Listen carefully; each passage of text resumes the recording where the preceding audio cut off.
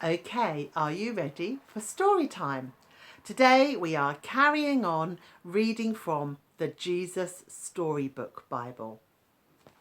And today's story is called The Man Who Didn't Have Any Friends. There was once a man who didn't have any friends. None.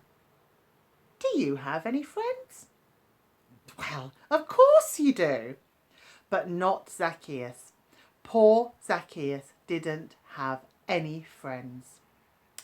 Now you are probably wondering why. Was it because he was so short? Well, that's not a reason not to like someone.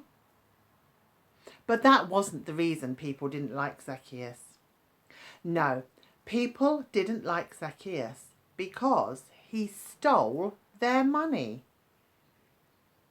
You see, Zacchaeus collected taxes.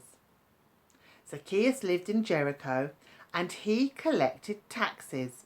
Taxes were what the people had to pay the king.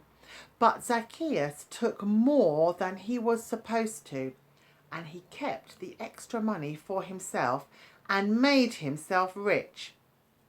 Everyone knew what he was up to, and it made them cross and grumpy. They did not like Zacchaeus one bit. So they made sure he knew it by doing things like avoiding him and walking on the opposite side of the street and pretending not to see him and whispering things like, "There's that nobody who thinks he's somebody," loud enough so that he could hear. Anyway, one day a huge crowd gathered by the road.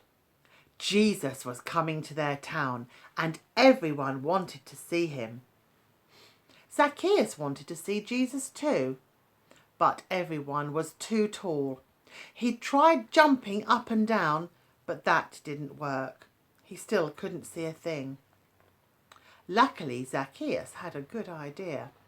"I'll climb up that sycamore tree," he said. And so he did.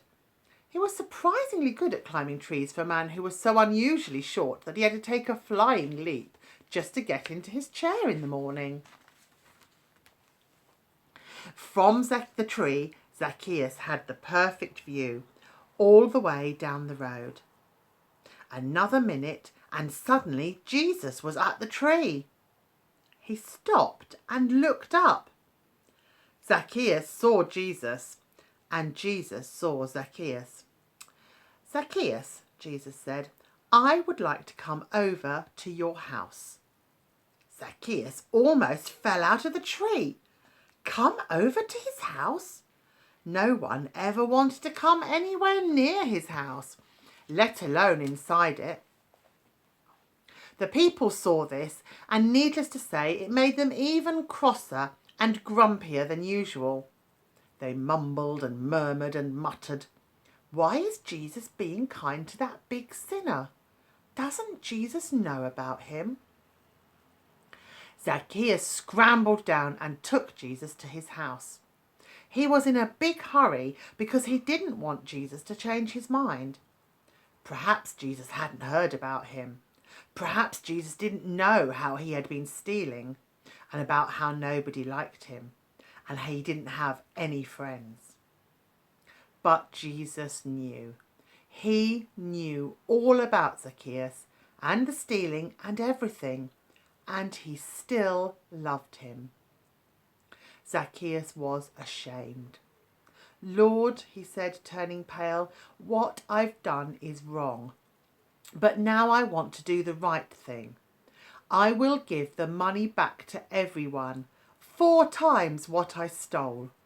And that's just what he did. Jesus smiled. "My friend," he said, "today God has rescued you." Jesus loved Zacchaeus when nobody else did. He was Zacchaeus' friend, even when no one else was. Because Jesus was showing people what God's love is like. His wonderful, never stopping, never giving up, unbreaking, always and forever love. I wonder if you've heard that story before. You might have done. It's one that we do use quite a lot. And as always, I've got some questions for you about the story. So the first one is, what was your favourite part of that story? Why don't you tell each other now? And the second question is, what do you think was the most important part of that story? Tell each other now.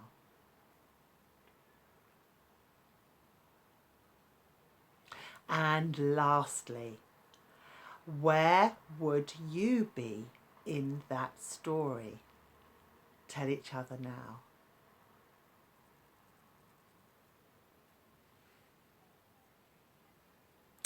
Well done.